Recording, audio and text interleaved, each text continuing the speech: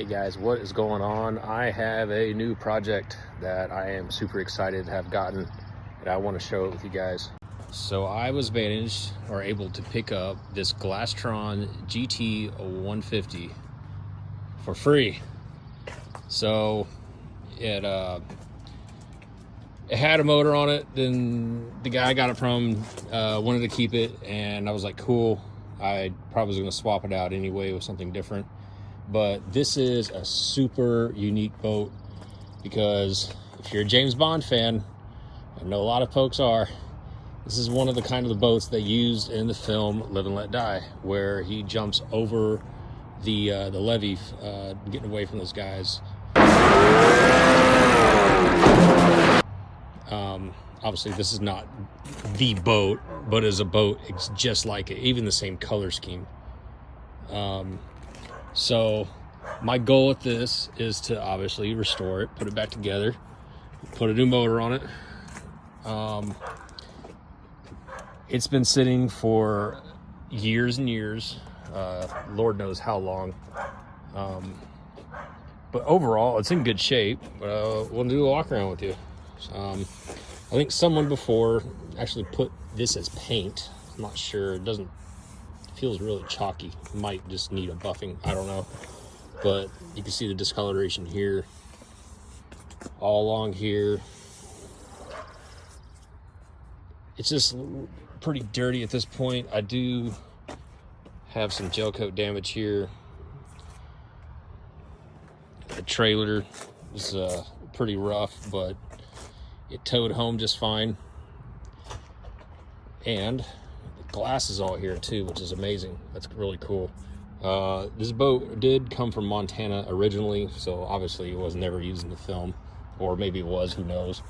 But I believe this is it's a 72 model, because I don't believe this thing actually has a VIN number from Glaston themselves. They have a state issued VIN number. So back then, the way they did it is when you bought the boat, the state issued you the VIN number, and then they inscribed it on the back, because it's back here, like pretty like hand inscribed to the engraver.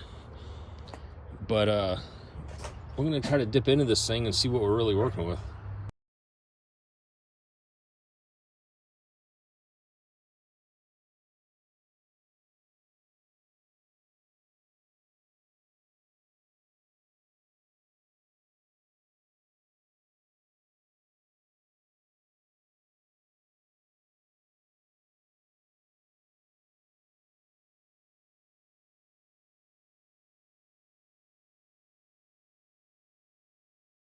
All right, I got everything cleaned out for the most part, and I don't think this bottom of this boat has seen the light of day for many years. As a matter of fact, I noticed the trailer itself was last tagged in '99, so who knows how long after that this thing has been sitting. For the most part, I think what was going on is somebody was trying to redo the floor, and they gave up and just stopped and put it out to pasture. For the most part, the stringers are actually in kind of good shape, but you can see up there, not so much. And the floor just keeps rotting all the way up. So, now the other concern I have is the way the foam is, because the foam's like in 2x4 blocks. That's kind of weird. Never seen that before. I don't know if I can do that again, or if I'm gonna have to find some kind of foam blocks for it, or make my own, which would probably be what's gonna happen.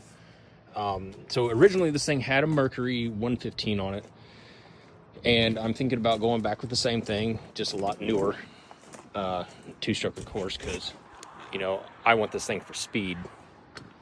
But other than that, it is rough, to say the least. It's going to need a lot of work.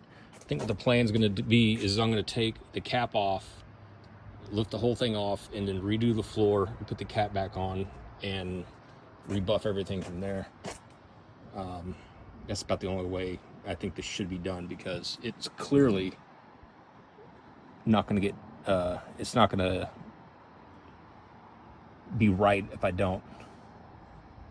So anyway, I'm not going to pressure wash it because that's just going to waste time. I think the next step would be to get the cap off and start tearing the floor out, redoing the stringers, put a new floor in, glass it all together, and then carpet everything, and then start putting everything back together. So that'll be for another day. I forgot to point out, it's even got classic cassette tape. That was probably a stereo at one point too. But other than that, thanks for watching. If you want to see this come to completion, please like and subscribe, and I'll see you in the next one.